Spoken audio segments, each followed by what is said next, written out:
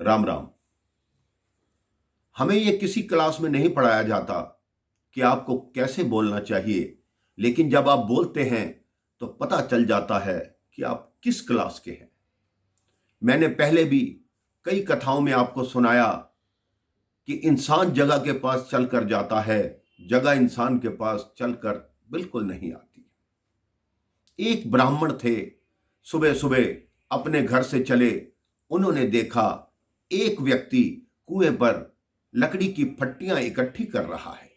ब्राह्मण ने उस व्यक्ति से पूछा कि आप ये क्या कर रहे हैं। उस व्यक्ति ने उत्तर दिया कि महाराज, मेरी कन्या सामने मटका लेकर पानी भरने आ रही है। अभी कुएं किनारे आएगी, मटका भरेगी, उसके हाथ से मटका फिसलेगा और वो गिरेगी। कुएं की मुंडेर पर उसका हाथ लगेगा, उसका हाथ टूटेगा और मैं ये फट्टियां रखकर उसके हाथ पर पट्टी करूंगा। ब्राह्मण ने कहा, तुम पागल हो। उस व्यक्ति ने कहा, क्यों महाराज?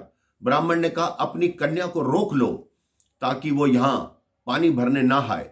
उस व्यक्ति ने कहा, महाराज, ये तो होनी है, होकर रहेगी, मुझे पहले से ही ज्ञात है। ब्राह्मण ने देखा, कुछ ही क्षण में उसकी लड़की मटका लेकर जल भरने आई। उसके हाथ से मटका फिसला और वो लड़की गिरी, उसका हाथ टूट गया। ब्राह्मण ने देखा कि वो व्यक्ति फटियां रखकर अपनी लड़की को पट्टी करने लगा।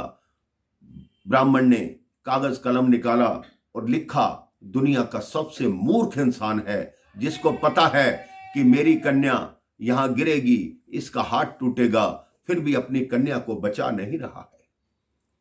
ब्राह्मण थोड़ा आगे चला। एक व्यक्ति जंगल में चिता बना रहा है। ब्राह्मण ने पूछा, क्या किसी की मृत्यु हुई है जो आप चिता बना रहे हैं? वो व्यक्ति बोला, नहीं, किसी की मृत्यु हुई नहीं है, होने वाली है। ब्राह्मण ने कहा, किसकी मृत्यु? उस व्यक्ति ने कहा, मेरा पुत्र सामने घुड़सवारी कर रहा है, अभी उसका माथा वृक्ष से टकराएगा, वो मर जाएगा। उसको जलाने के लिए मैं ये चिता बना रहा हूं। ब्राह्मण कहता है, पागल हो तुम, अपने लड़के को घोड़े से उतार लो, उसका जीवन बचाओ। वो व्यक्ति बोला, नहीं, ये तो होनी है, होकर रहेगी। और कुछ ही क्षणों में वही हुआ। उसके बेटे का घोड़ा पेड़ से जा टकराया, उसके बेटे का मस्तक वृक्ष पर लगा और उसकी मृत्यु हो गई। उस व्यक्ति ने अपने पुत्र को चिता पर रखा और दाह संस्कार किया। ब्राह्मण ने फिर अपना कागज कलम निकाला और कहा, यह दुनिया का उससे भी मूर्ख इंसान है।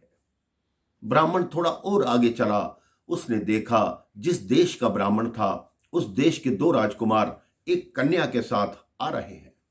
ब्राह्मण ने सोचा, अगर मैं इनको मिल गया तो ये लोग मेरे को कोई ना कोई कार्य बता देंगे, क्योंकि ये राजकुमार हैं। ब्राह्मण वृक्ष पर चढ़ गया। जिस वृक्ष पर ब्राह्मण बैठा था उसी वृक्ष के नीचे आकर दोनों राजकुमार और लड़की खड़े हो गए। लड़की ने कहा, मुझे प्यास लगी है। छोटा भाई कहता है, मैं जल लाता हूं। बड़ा कहता है, नहीं, तुम यहीं ठहरो, मैं जल लेकर आता हूं। बड़ा भाई जल लेने चला गया। उस लड़की ने छोटे भाई से कहा, तुम मुझे बड़े से शादी करने को कह रहे हो, लेकिन मेरा प्रेम, मेरा लगाव तुमसे है, मैं तुमसे शादी करूंगी। छोटा भाई बोला, नहीं, मेरे बड़े भाई ने आपको पसंद किया है तो आपको उन्हीं के साथ ही विवाह करना होगा। तो उस लड़की ने कहा, आप मेरे साथ विवाह नहीं करोगे? छोटे राजकुमार ने कहा, बिल्कुल नहीं। तो उस लड़की ने अपने वस्त्र फाड़ लिए और जोर जोर से चिल्लाने लगी कि मुझे बचाओ, मुझे बचाओ। बड़ा भाई आया, उसने देखा तो उस लड़की ने बोला कि तुम्हारा छोटा भाई मेरी इज्जत पर हाथ डाल रहा था।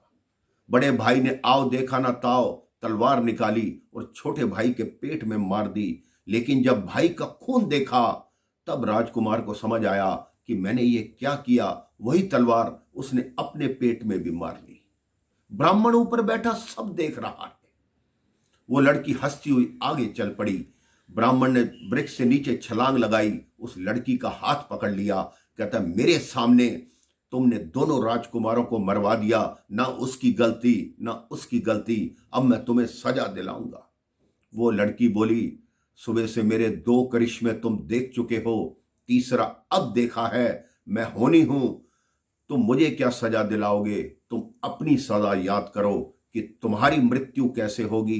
बड़ा कागज कलम उठाकर लिख रहे हो कि ये मूर्ख है, ये मूर्ख है। अब तुम सबसे बड़े मूर्ख स्वयं बनोगे।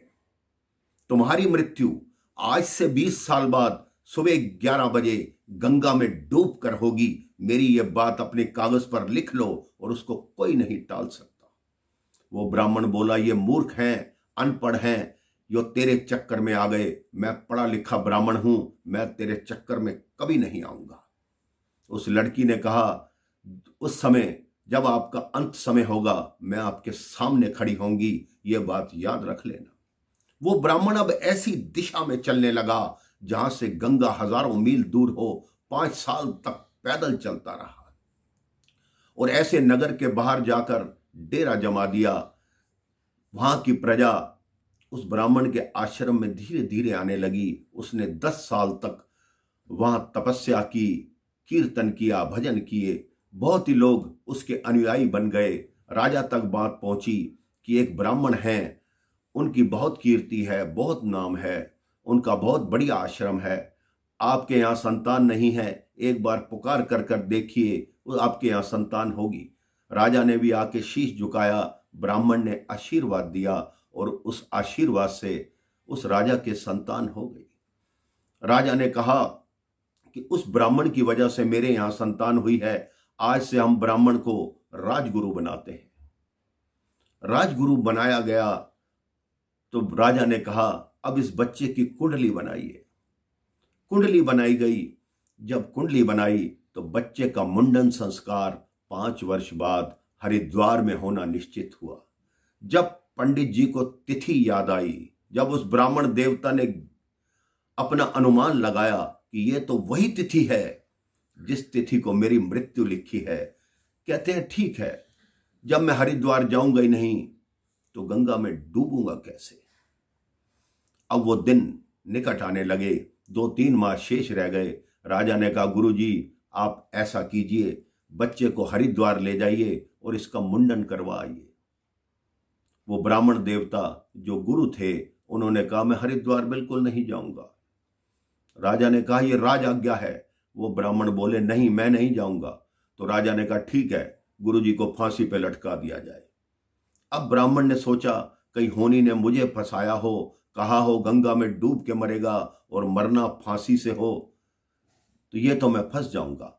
उस ब्राह्मण ने कहा, ठीक है मैं जाऊंगा जी हरिद्वार। उस ब्राह्मण ने मन ही मन सोचा, हरिद्वार जाऊंगा, गंगा में नहाऊंगा ही नहीं तो डूबूंगा कहां से। अब वो दिन आ गया। ब्राह्मण उस बालक को, उस राजकुमार को लेकर हरिद्वार पहुंच गए। गंगा का किनारा, 11 बजने में 5 मिनट। बच्चे का मुंडन हुआ। पहली डुबकी लगाई। बच्चा बहुत नटखट था, चालाक था। उसने आवाज लगाई, जो मुझे पहली सीढ़ी पर डुबकी लगवाए उसको 500 स्वर्ण मुद्राएं। ब्राह्मण देवता के मन में लालच आया कि पहली सीढ़ी पर तो घुटने तक पानी होता है, क्या फर्क पड़ता है, डुबकी लगवा दी। बच्चे ने फिर खजांची को बुलाया कि दूसरी थैली दीजिए। उसने कहा, उस बच्चे ने, उस राजकुमार ने, कि जो मुझे तीसरी सीढ़ी पर डुबकी लगवाए उसको 1000 स्वर्ण मुद्राएं।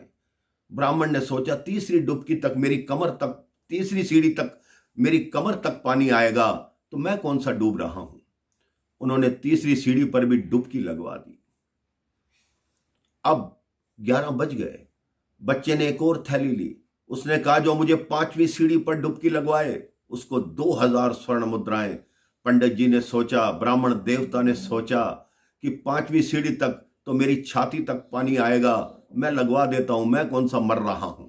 जैसे ही 5वीं सीढ़ी पर डुबकी लगवाई, उस बच्चे ने कान पकड़ के अंदर खींचा और कहा, देखो अपनी घड़ी, पूरे 11 बजे हैं, मैं ही होनी हूं। तुमको कहा था कि सुबह 11 बजे गंगा में डूब कर मर जाओगे। अब अपना समय भी देख लो, घड़ी भी देख लो। अपने कागज और कलम से जो तुमने लिखा था कि ये दुनिया मूर्ख है जो होनी के चक्कर में आती है, आज तुम स्वयं चक्कर में आ गए। एक बात को याद रखना कि होनी हमेशा होकर रहती है, उसे कोई भी नहीं टाल सकता। इसलिए आप भी अपने मन में ईश्वर के प्रति प्रेम रखिए, भक्ति रखिए, उस पर विश्वास रखिए। वो जो करता है सदैव अच्छा करता है। राम राम, जय श्री राम।